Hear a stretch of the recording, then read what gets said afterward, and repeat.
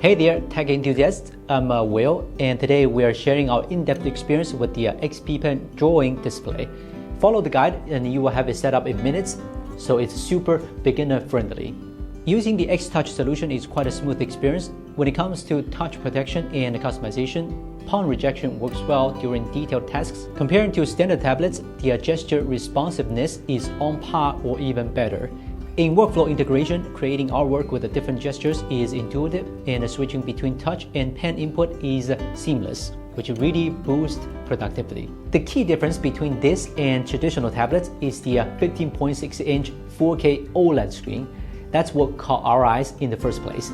OLED's self-illuminating pixels reduce blue light emissions, so my eyes felt less strained after hours of detailing. The color garment covers what pro creators need. I didn't have to tweak settings to match print or screen output, which saves a lot of works. My top must-have in the drawing tool is the feel of what you see is what you draw, just like a drawing on paper. The pen tip lines up exactly where the line appears on the screen.